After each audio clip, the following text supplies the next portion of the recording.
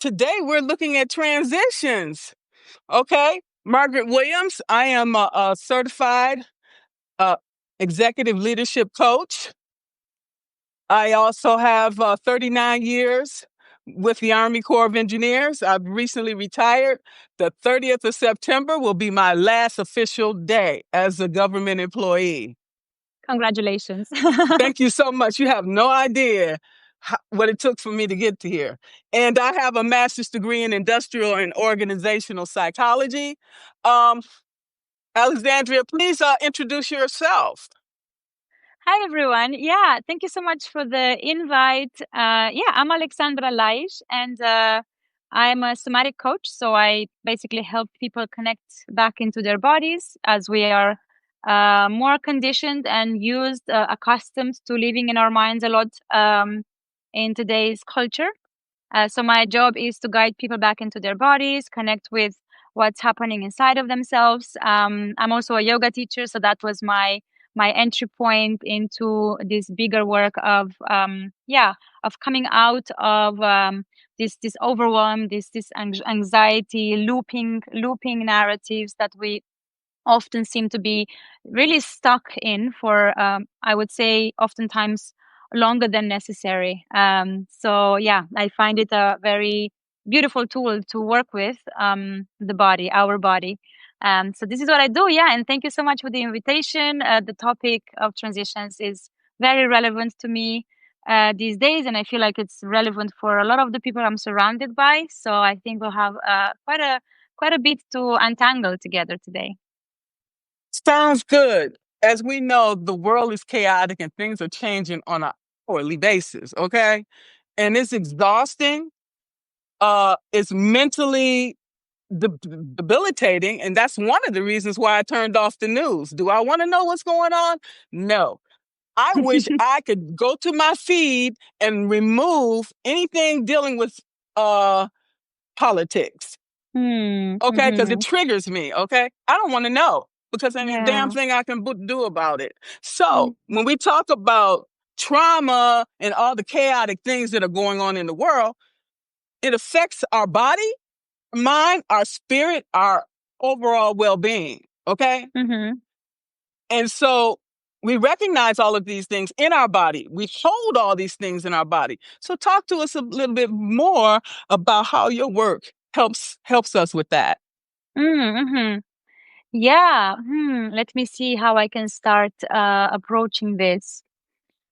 Yeah, if you can even do a little exercise yourself right now, whoever is watching, and if you really pay attention to your experience, your current experience, and really take a moment to tune in to yourself, you will notice that there is nothing that doesn't get filtered and kind of felt in the body. So even the thoughts that we think, or even certain spaces we are in, or certain interactions that we have with people, if you really pay attention, there will be a certain somatic experience of that. So our bodies are constantly registering how things impact us, how spaces affect us. There is an experience of how certain thoughts affect how we feel. What are the emotions that come up as a result of that? So the body is really the vessel that holds our experience, because we are not just thinking beings. And in fact, as when we come into the world as babies, as infants, we don't have cognition. We don't think rationally. We experience everything through our bodies, through felt perception, through emotion. And so that continues, that never really stops. So of course we develop cognition, and we develop what we call a rational mind, and we solve problems, and we of course engage with the world in a conscious way. But we have this other actually even bigger well of information, that a space that holds information that we don't have conscious access to, unless we create a context for that, unless we create a moment to. And it can be different. Everyone creates that context in different ways. I might use various somatic tools. You might go for a hike, you might listen to music, and all of a sudden connect with something that's beyond the thinking mind or the rational mind. So So I help people in various ways. So we in somatics we work a lot with resourcing. So I help people find their resources in life, and that can be internal resources. So the body is internally equipped with all kinds of responses and mechanisms that help us navigate our world. So I help them find a sense of safety in our bodies, first of all, because a lot of the anxiety and overwhelm that we deal with nowadays is to the body, to the nervous system, registered as a lack of safety, a threat. Even though it might not be an actual threat, it might also be. So again, discernment there, but I help people find that safety in themselves, or recognize whether they are actually in a situation that's unsafe, and then of course take the necessary steps. So that's kind of how we work internally to find what's good in the body so that we can tackle what's challenging outwards. And then of course we work with resourcing outwards. So there's so many, as I said, music, nature, other people, spaces, food. I'm having my cup of cacao now because that's a resource for me to feel cozy and connected. And so, yeah, I help people to consciously think of their environment in this way. Everything can be a resource, and you can use everything to uplift yourself and to help yourself, or you can use things that are going to decrease your sense of well-being. So it's yeah, that's briefly how it is, and there's various tools and techniques and so on. Yeah. Now, when you talk about personal safety, as we know, looking at here Maslow's hierarchy of needs, Mm. if we don't take care of our basic needs, there is no way that we can get to the next step and the next level. And we need to understand that. Okay. Always, yeah. Yeah, the basic, our physical, we have to remind ourselves we live in a physical body, we have physical needs. They always come first. And what I feel, especially often in the spiritual community, in the community of healing, or learning about how to kind of transcend our human form, that's a big mistake in my opinion, because we can't forget that we live in a physical body and we live in a physical world as well. And so, yes, physical needs are always, they always come first. So that's taking care of your body, health, that's taking care of your finances, of your house, of all of these things, relationships, you know, yeah, all of the things that we know are necessary to function and to live in the world, because the world has certain rules and we have to find our way in a world like that. And so, yeah, and then after that, of course, that also provides that external safety, that safety that we have, that the physical safety that allows us to also explore other things that are maybe secondary, although they are really quite, well, emotional needs, for example, are also quite primary to us as a survival, as surviving social species. But yes, we can't forget about that. Very important. Well, talk to us a little bit more about that. So what part specifically? The taking care of the physical needs, or um yeah, how to prioritize, like what to prioritize? I'm wondering what exactly you'd like me to expand on. When you talk about all these things can be impacted at any given time. Okay, Mm-hmm. you think you're going to the left, and then you end up having to divert to the right. So we Mm. have to remain flexible and adaptable to changes that are going on around us and within us. Yeah, that's very true. And also on the topic of transitions and change, as this is what we're talking about, although we don't have to be strict with the topic, but um, yeah, I think this flexibility and adaptability is very important. And I do think that as humans, we do have that. But of course, we grow in environments that can that help us cultivate that, or less or more. So some of us have a higher capacity, let's call it, for change, for flexibility, for trying things out without thinking, without finding that incredibly dysregulating for the system. So they're just easier. They navigate those types of situations in life easier. And others, they need more skills and more tools to do that. But what I often see when it comes to changes, because life is a constant series of changes, and some changes you choose, some changes happen because life happens and you can't control everything. So it's about realizing where you have a choice and exercising your choice. So there might be something that happens to you that's really uncomfortable and you didn't plan it. Maybe you're being made redundant at work, or you go through a breakup, just all kinds of things. And of course, you know what I'm talking about. And of Yes. course, you can't control that because we are in constant relationship with other people and in constant relationship to the environment. So we can take care of ourselves, and then there is also the feedback from outside, and we don't control that. But what you can control is how cultivating attitude of openness towards those things. So, okay, this is what happened. So, what am I going to do with it? And it's not always easy. And again, we all have specific tendencies and patterns, and this is where the work begins. Realizing and having that, it requires a lot of awareness to understand that you're going through something, and you're moving through it in a way that creates more friction, more resistance, more suffering, and it really requires um, a certain willingness to look at yourself honestly and decide that you want to act or to respond differently to that situation.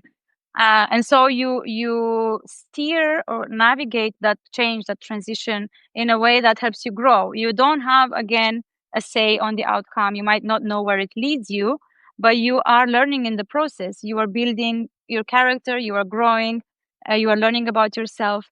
And yeah, I didn't see it like that always. This is how I've reframed my relationship, and the way I see transitions and changes as this huge initiations, almost like there are huge initiations in life that have a huge potential to break you open in the best way. And of course, it doesn't come without pain, but pain is a part of life. But there is a huge potential for growth, and yeah. So I feel like this is something that people fall into, and I see it. I've seen it in myself. I see it in people around me. You know, you're going through a change, chosen or something that happened, and there is this restlessness, this impatience to get to the other side. And that, I think, it's also our culture gives us this false sense of urgency, that because we see it also, we have access to the internet, to social media, and everything seems really fast, and from the outside it might look like everyone is doing all of these things and we need to get to the other side.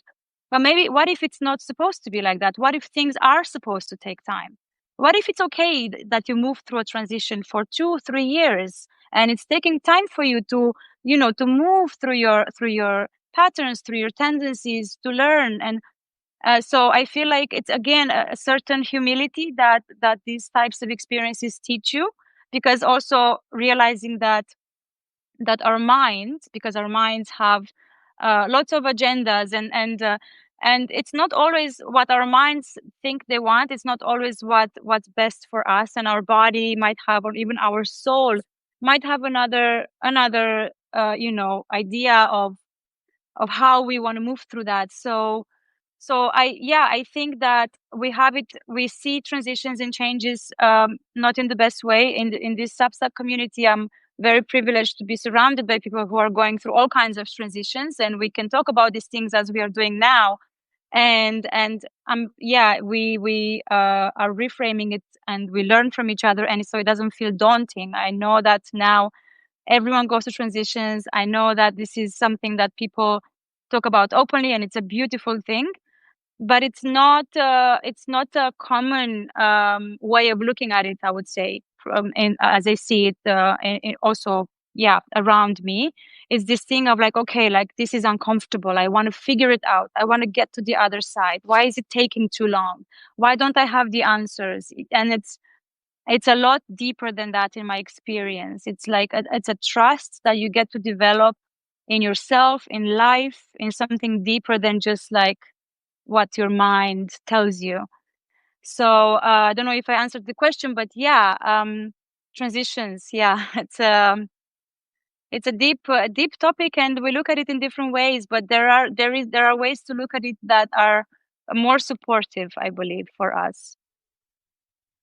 I couldn't agree more. And Yeah. when we look at transition, this is the biggest transition of all because it's shaking us all up. It's making us realize the things that are most important that we should be focusing our time and energy on. Okay. Mm. Not the noise that's going on, which is a diversion. Okay. And, Yeah. and so we see that the organizations have to transform to the digital systems, okay? To compete, they have to cut costs. When they cut costs, they eliminate jobs. That's it, okay? Like for mine, for example, they could pay two quality assurance or whatever for the price that they pay for me. Now they don't have the experience that I have, okay? They don't care about that because if I had stayed another year, this system that they incorporated was going to eliminate me anyway. So damned if you do, damned if you don't. So Mm. you got to be forward thinking, okay, and forward proofing your life accordingly. Nobody owes us nothing. The government don't owe you nothing. Back in Teddy Roosevelt time, he had the New Deal.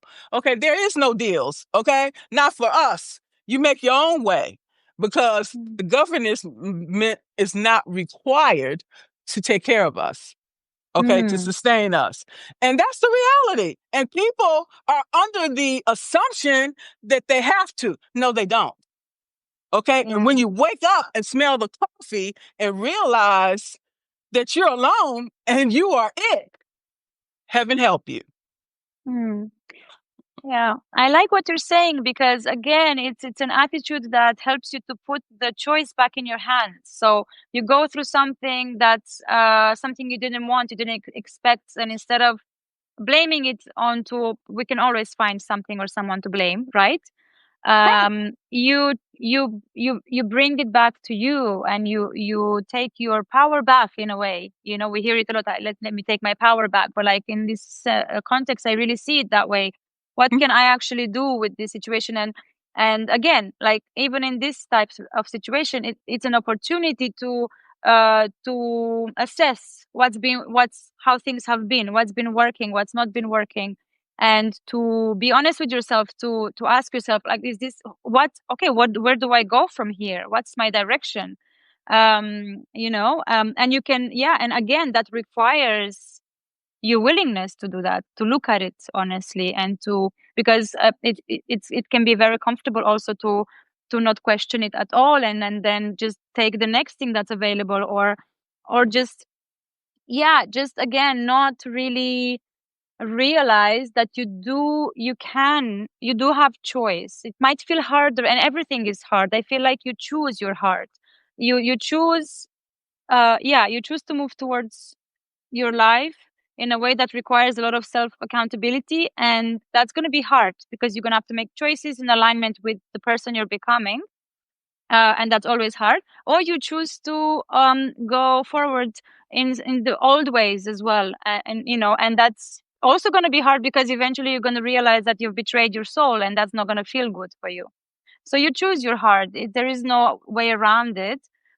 And so in your situation, like you're transitioning from a way of living, a career that you've had for so many years, into something that's possibly unknown, Mm-hmm. um, requires more work. You might have to develop new skills. You might need to ask for help, which you might not be used to.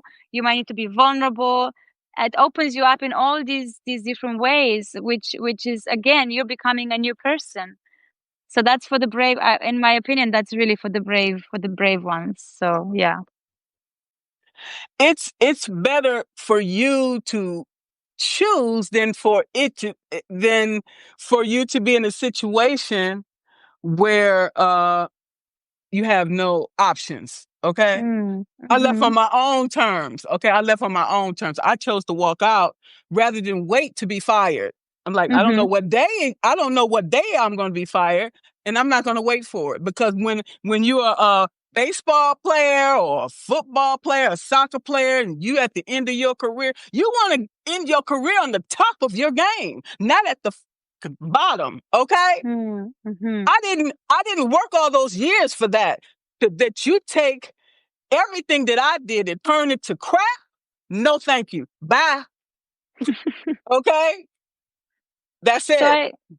I wonder how you yeah, I wonder how you're navigating this. Is there what types of tools, or what's the kind of attitude that you have to really employ here in order to have this attitude? Because I don't feel like it's necessarily common. It's like you're very brave, clearly, so it might be a mixture of like the way you are, personality, and so on. You have a fire inside you for sure. I can feel it. So but I'm wondering, yeah, like how you, because I'm sure things have been challenging, and if you can share with us, I would love to hear, yeah, how things have been.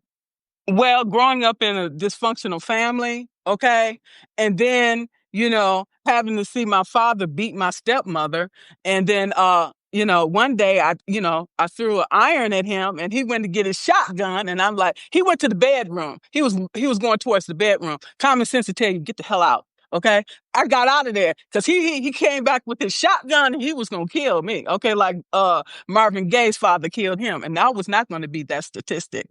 Okay. So, hey, I lived on the street. I did what I had to do. So if I went through all of that crap and being rejected by my family and being ostracized, I'm like, I got this. It's mental toughness. Okay.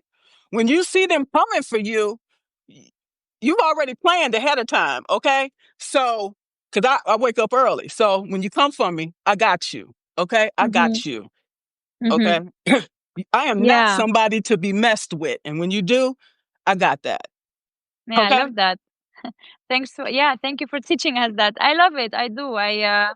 Yeah, it's a quality that especially I feel as women we need a lot more of, because we are really conditioned to be, obedient, and to go with how things are, and to listen, and um to be okay with what's given, and not to question, and not to have this like capacity to really stand up for ourselves, and even defend ourselves, and take action towards the things that matter to us, in a way that communicates this kind of that we have our own back. You know what I mean? Like I really have my own back in this, and I certainly didn't have that for a long time, and it's something that I'm working on in the last few years, really understanding how my body works, and all of the things that I've learned from the past, and like what are some of the new ways that I can learn to show up for my life in a way that feels more empowering. So yeah. Well, the thing is that my intuition, my energy, okay, I'm an empath. So I utilize those things, and something will tell me they're coming for you, or something don't feel right. And I know it was not just the supervisor. It was a number of people coming for me at the same time. So, so what you do is you don't give them the rope to hang you with. Okay. If they have nothing, if you don't give them anything, they don't have anything. Okay. She made these mistakes. So what they started doing is saying, okay, she made this mistake, this mistake, this mistake. So by the time you come for your rating period, oh, this is what we have on you right now. I'm like, okay, that's all you got? Seriously? You wasting my time? That's taken away from the work we are called to do. Okay. Mm-hmm. Okay. And it's just going to continue to get worse and worse because they want you to quit. They want you to quit. Okay. So that way they don't have to fire you. They save money that way. If you just walk out versus them having to fire you, they got to do all this red tape. They got to explain all of this. So we'll just make it so hard for her that she'll just walk away. Yeah. Yeah. You Mm. can have it. I get it. Okay. Yeah, Right, exactly. right. Right? So as we look at these organizational change, these companies are failing considerably, considering how much money they spend to recruit you. Okay, but then once they get you there, then it's a whole new different ball game. You got to dance by their tune. Okay, they tell you jump, you say how high. Okay, well, I'm tired of all that. Okay, y'all can Mm. have that. You know what I'm saying? So the burnout is considerably high, considering the um the rate of people leaving these organizations are high because they're tired of being treated like crap. Okay, so that means that the remaining employees have to pick up the workload. Okay, so when I decided to walk away, they said, "Oh, her job is eliminated. Supervisor, you have to do her job now and yours." I'm like, thank you so much. Thank you. Okay. Since I'm not good enough for you, do it yourself. That's the way it's supposed to be done. Okay. Mm. Mm. So what are your thoughts about the rate of how these organizations are going now, and things are just Mm. it's just So I horrible.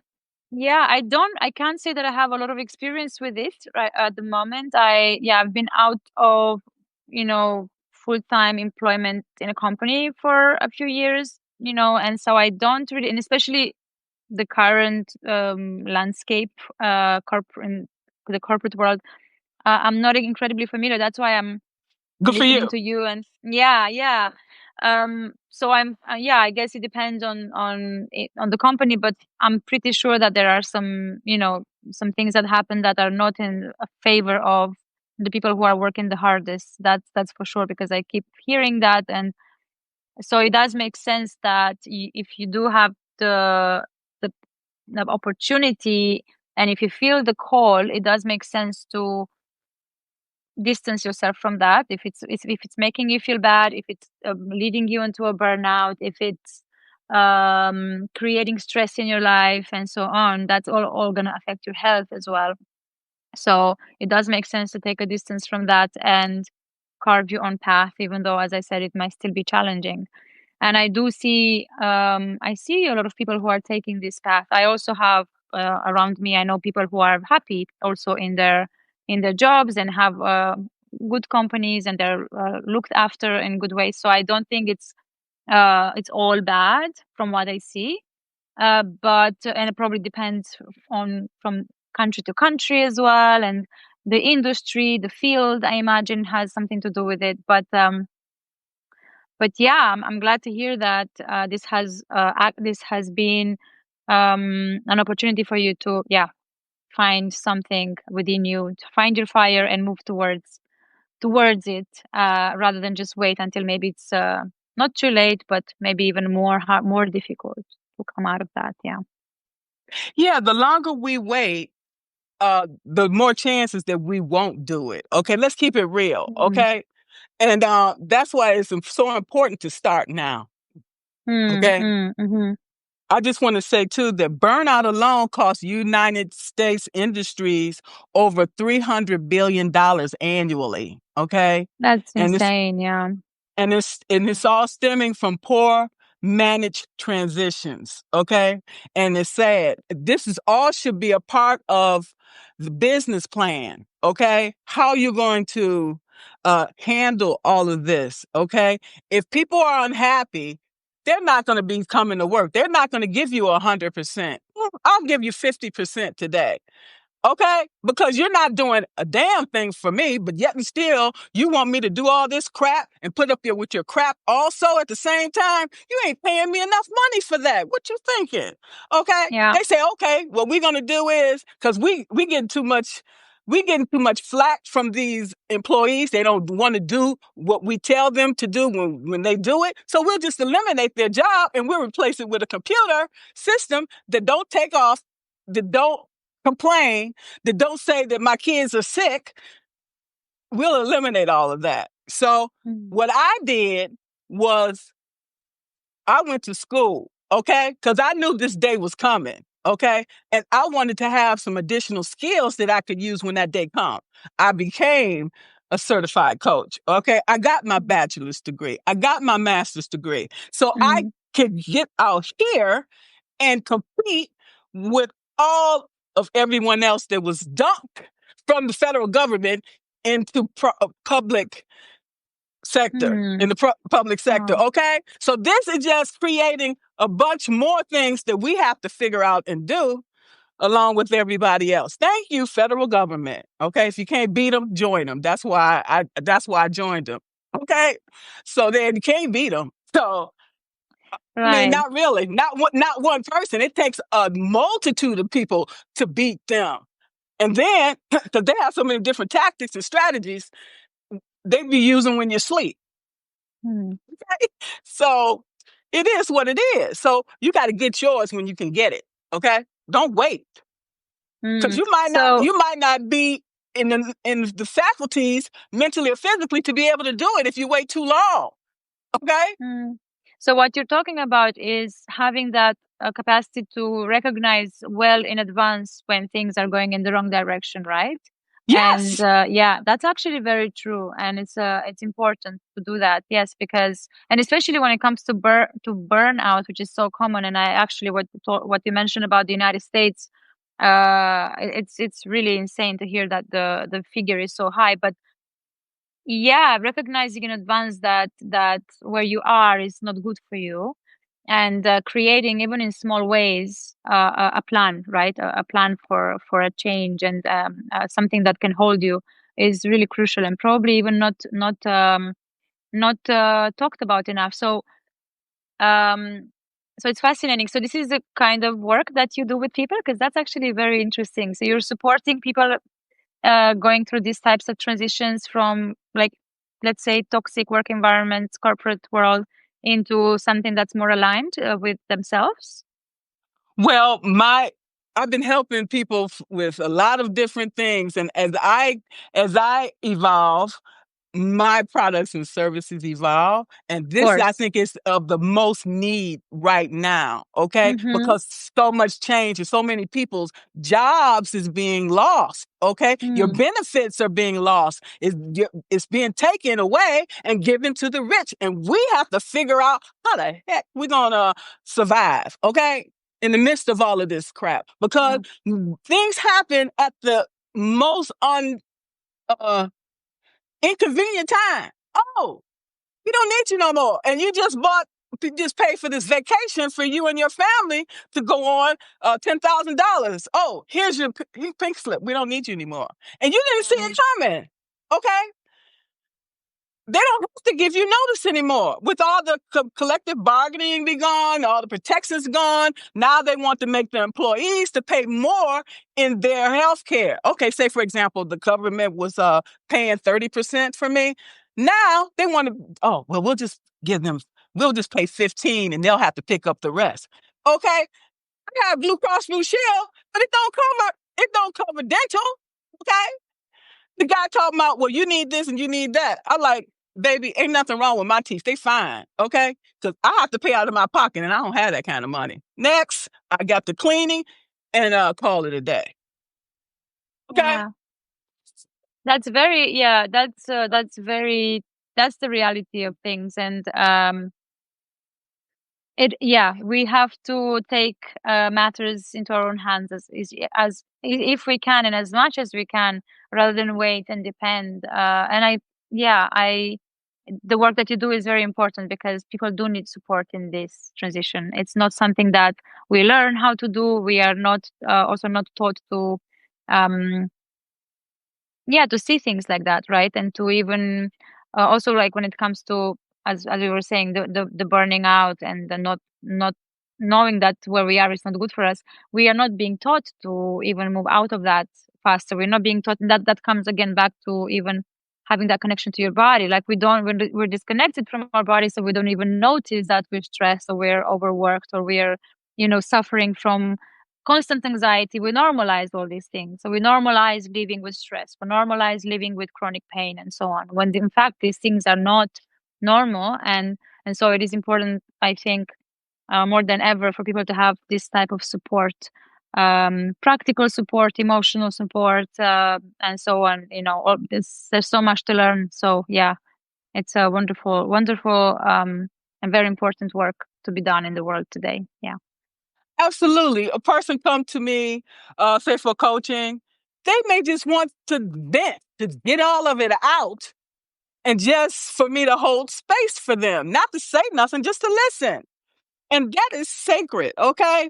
And I can't Absolutely. tell you, I've had that people that don't do that for me, you know? And sometimes I just go outside, I just scream somewhere in the field somewhere just to get it out. Whatever you got to do, get this crap out because it's killing you. Okay, I'm Yeah. serious. I'm serious. It's killing you, and Yeah. because you have to say, well, what can I do? Okay, in this Mhm. moment, okay, to get yourself together, to keep it together. And so having Mhm. somebody that you can call, okay, is priceless. Okay. And that's what I love about this community. I go in notes and they're like, oh, okay, here she go. Okay, whatever. I feel better afterwards. Okay. Just turn it off, whatever. Uh just keep it going. But you gotta let it out because if you don't, that's why a lot of people commit suicide. You never know. Mm. Okay. And so we need to have empathy, care and concern for others because that could be that's me today and it could be you tomorrow if you get that notice of saying, okay, your job is gone, and then you get the notice from this a mortgage company saying overdue. Then okay, so it's like, okay, calm yourself down. What can I do?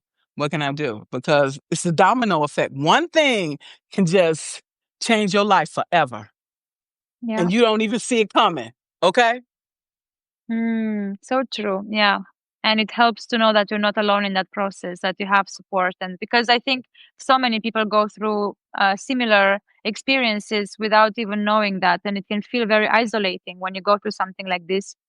It can feel like you're the only one. And and even maybe there is also shame on top of things. Oftentimes, oh, how can I admit this to people? I can't ask for help. This is not it may this is also what the culture does to us. It's um it makes us feel like there's something wrong with us, we've done something wrong, we haven't done enough, and so on. So just to remove that shame as well from these experiences, and be more open and more transparent, makes people want to do the same. And then it just having that support from community, from a coach, from a friend, from just anyone. Like, we need to rely on other people and to ask for help. Something I'm learning a lot in the last years, and yeah, it really helps to have such a wonderful community here on Substack as well. I also love it so much. Yeah, there's always someone for everyone, I feel, and there's a community for everyone, and just as long as you're taking a bit of time to find your people here, it can be very rewarding and supportive. Yeah. They will find you, trust and believe. Okay. Yes, no, I'm really thankful. I'm thankful for our chat, Margaret. Really. So yeah, it's been wonderful. Yeah. Yeah, you as well. And I could sense your energy and your integrity and honesty. And so that's why I reached out to you. Okay. Yes. So when we look at transition, okay, um, there what else would you have to say on it? Hmm. I know. Yeah, I guess just to see it as an opportunity to learn more about yourself. I feel that's something that that comes to mind now, because it's an approach that I have, rather than resisting a change in your life. Look at it as an opportunity to teach you where your work lies, and then things you need to work on, things you need to learn, things you have to potentially let go of. Yeah, it's an opportunity to just learn more. So it can be a helpful, a new way of seeing it, because it can make the process more gentle, I feel, and more smooth. Not without challenge, but just more gentle. Yeah. What about you? Well, I can tell you it's been very, very difficult because basically I had to let go of everything. Okay. Because when you're in that situation, if you a lack of planning, okay, we put ourselves in predicaments. Okay. Mm-hmm. Then we'll say afterwards, well, if I had a realized or if I had a did this, then I wouldn't be in this situation. Yeah, we can say that. We can look at the lessons we learned from these experiences, but don't beat yourself up about it. because it is what it is. Just at that point, just say, okay, this is what I'm going to do in the future. This is the things that I'm going to do. Okay.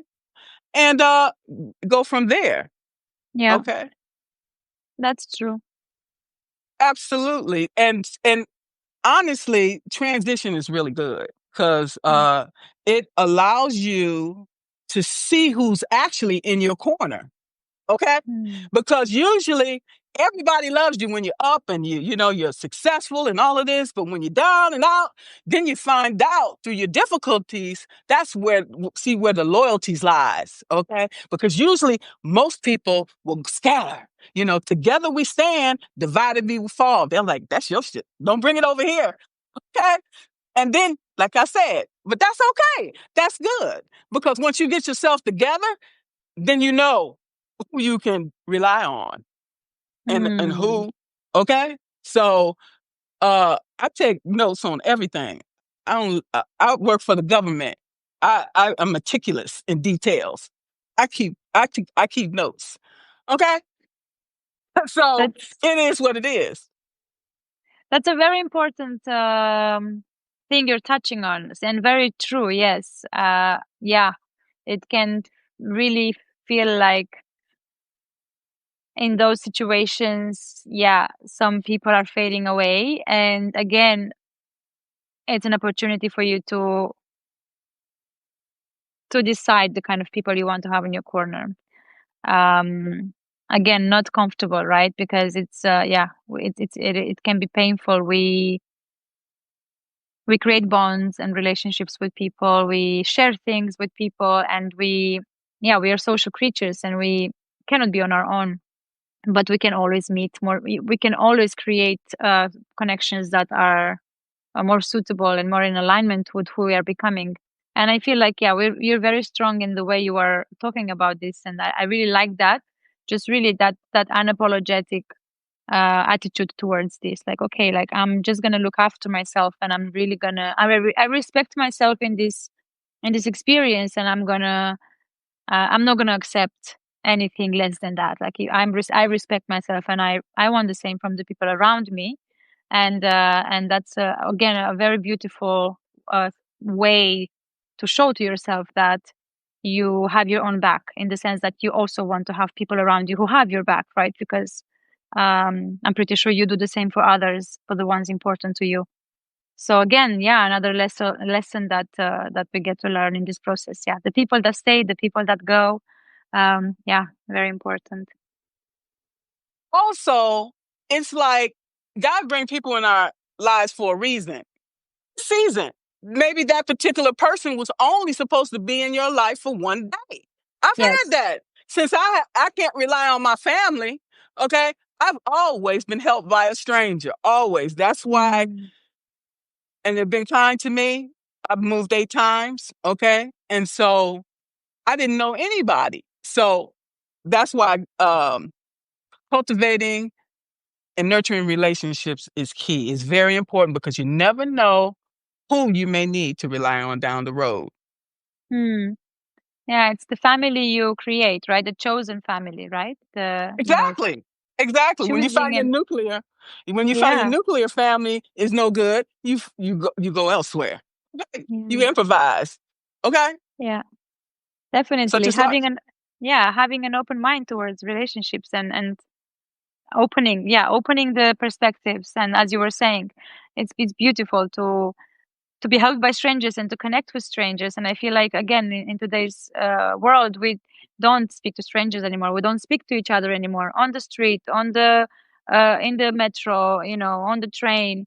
We are so immersed in our own bubble, in our own world, and we don't have those chances to like engage with each other organically, to exchange a look, a glance, to notice our body language. And it's again one of the things that is really, I think about it a lot, how we are using technology and how technology is evolving, and the fact that we're not really exercising, I feel like we're not exercising our choice in it. We just go with it, but we don't question, like, is it really how I want to use my phone? Is it really how I want to use the internet, social media, and a bit of discernment there is so necessary for us because we do need each other. We do need to interact with each other in this direct, felt way. Um, and so many missed opportunities, because of that. Because you can meet amazing people in this way. So I don't know what you have to say about that, but yeah, it's something I think about sometimes, and it makes me feel a little bit pessimistic. Maybe I'm generally quite an optimistic person, but sometimes I also have moments when I'm like, okay, where are we heading? Yeah. We always have to think like that. But what I want to say is that I forgot my thought. I'm sorry. It happens. What did you say last? What did you say last? I'm sorry. I said that I'm generally optimistic, but sometimes like looking at how the world where we're moving, I'm also a bit hopeless with all of the technology, with the AI, with social media, with the news, and it's kind of a bit of a pessimistic outlook sometimes. Yeah, and I can't really help that. Yeah. Yeah, that's why I have to disconnect. It's hard to disconnect because Hmm. I'm the type of person, if somebody comment, I have to go back and respond because that's how we build relationships. If somebody talking to you, you answer, okay? Because it's Yeah. rude not to. I be sending people message or a post or something. I think it's rude not to respond. I don't care if you got 20,000 followers. How did you get those followers? Okay. Don't forget how you got them. Okay. Because everything goes up must come down. Okay. Yeah. What you put out, what you get back. Well, at some point, and if somebody do you wrong, they might not get paid back, but they'll get paid back through future generations. I'm not going to worry about that. I'm going to continue we're going to continue to do our work despite anybody's objections. Period. Absolutely. Let's Yes, go. absolutely. Okay? Yeah, Because life absolutely. And I is too like, short. yeah. And I like your focus on cultivating these connections, right? Like it's not about, the amount of followers you have or anything like that. It's about nurturing each connection. If you have the opportunity to speak to someone, do it. This is actually what's important. Whether you're building an audience online or a business, or you're trying to get people to see your work because you want to do your heart's work in the world, and it's always going to come down to every single connection you get to nurture, every single person that comes your way, treating people like people, right? Like not like objects or um I don't know. Yeah, just treating people like people. People connect with people in any context, in a business context, in any context, and even when you're trying to sell your products, because of course we do that, right? We want, and we believe in what we do. We believe in what we have to offer to someone, but that can also be done keeping that humanity in mind, like doing it in a human way and reminding ourselves that, oh, I'm speaking to a person who might need what I have to offer, and I'm going to do it in that way rather than just create this over engineered way of presenting myself, or and something again that we forget. It doesn't have to be, it doesn't have to be complicated, as long as we remain true to ourselves and treat people as people, right? Yeah, that's what we would like as well. So Absolutely. So you got this product. Okay. Do I need it? Maybe, maybe not. But if you're not a personable person, if you're not showing yourself as genuine, I don't want it. You can keep it. of course, it's always Okay. down to that. Yeah, you can have the best sales lines, but yes, it always comes down to, okay, how does this person make me feel? That it always comes down to that. Yeah. Absolutely. Absolutely. Um, that's the most important thing. Is how you make a person feel. Because I'm not gonna remember what you said, okay? Period. Because I have short-term memory. But I'm gonna remember how you made me feel. I'm gonna say, oh, that's Alexandra. She's the bomb. Okay. I'm gonna buy her program because she made me feel valued. She made me feel um um valued, and she made me feel good. So that's who I want to buy from. Not Joe over here who just talking crap and saying, here, this is going to give you 10 million, make you $10 million. That don't mean nothing. How do I know that too? Okay.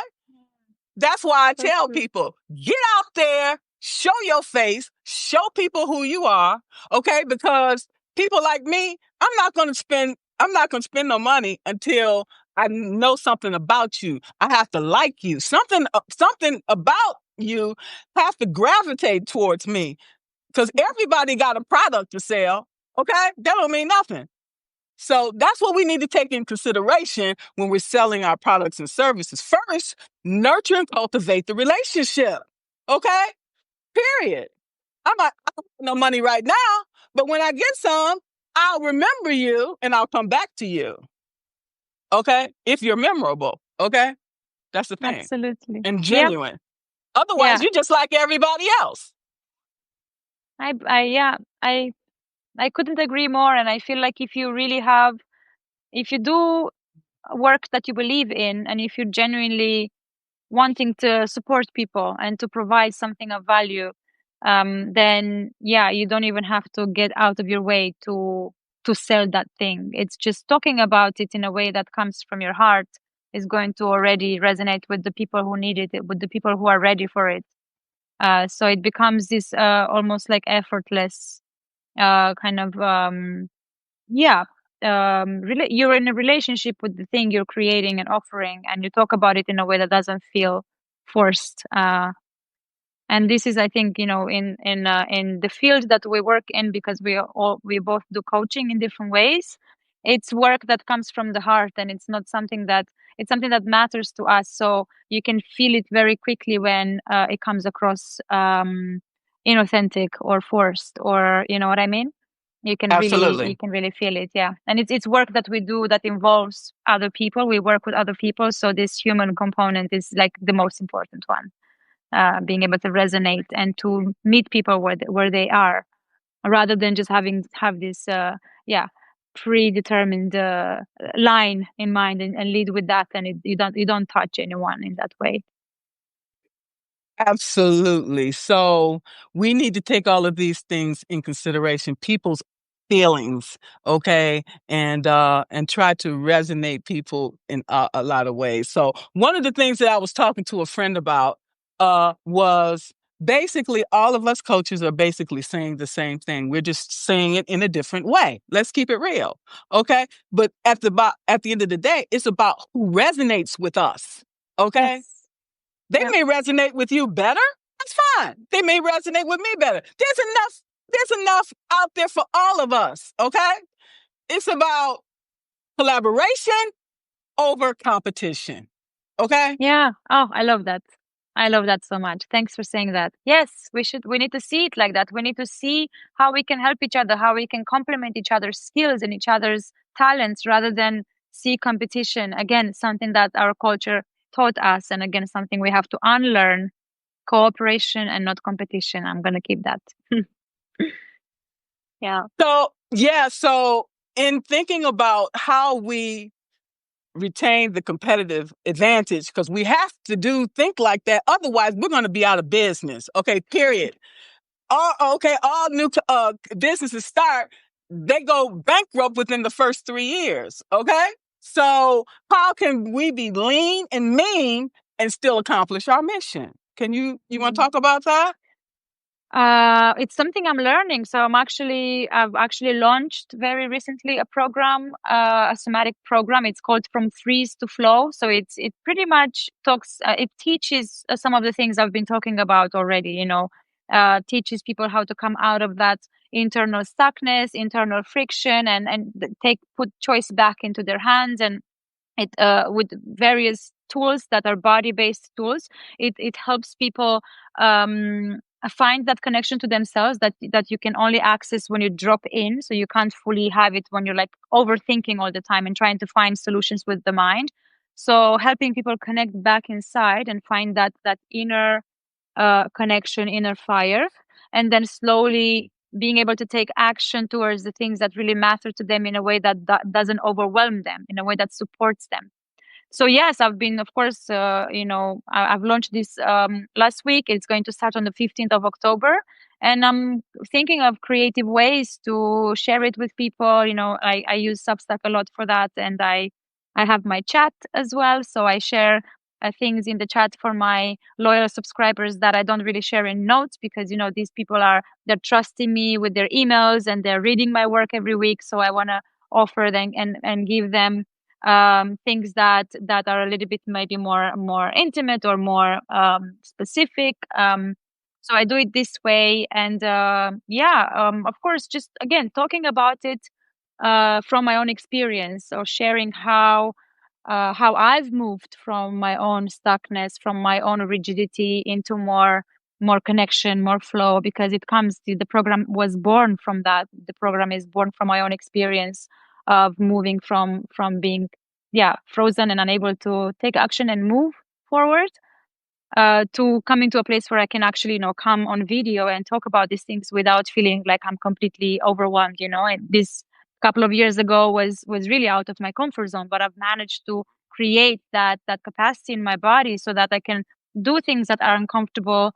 Of course, it's always still a bit hard. There is nervousness, and the more you do it, the easier it gets. And I really think that there are ways to work with that. We can learn to tolerate more challenge if we want to grow towards the lives that are called that the life that calls us. We do have to learn how to do that. So yeah, learning with the nervous system has been incredible. So talking about it in this way, very honestly, and I share a lot in my newsletter. So if people here who are on the call are also curious about body work, somatics, nervous system, education, I share a lot in my publication, Soma Healing. I also am curious to hear from you. What are your methods, or if you also have something to share that's interesting, in ways to talk about your work in ways that feel authentic. I'm also curious to hear how you do it, or yeah. Well, what I've done is, all skills are transferable. Okay, as far as I'm concerned, I was a survey tech, I was a QA, I did some project engineering work, project management. Okay, I was a negotiator, even though I'm not an engineer, but I have a systems thinking, uh, and Mm. it's just these things I do very well. Okay, helping to manage people and manage systems and manage conflict, okay, and decision making. Because when you're working for the federal government, and if like I was in Iraq and Israel, okay, you have to be quick. You have to make quick decisions. You can't sit there and ponder, because you might be blew up, okay? So you need to be having your wits about you. Okay. And then you have to Mm. have your team there also supporting you, because we have shared goals and shared interests, and that keeps our mission and our vision moving forward. So all Mm. of the things that I learned during my career, I utilize it here. Okay. I'm figuring out how to utilize all of these skills and figure out how to create programs based on my expertise. Okay. That I can make available to people. But everything is a process, because I'm still transitioning from my retirement while I'm trying to put things into place for my business, and things just take time.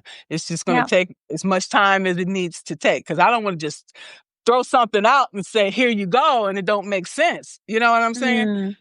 So it takes time to reflect and to figure it out. Okay. Yeah.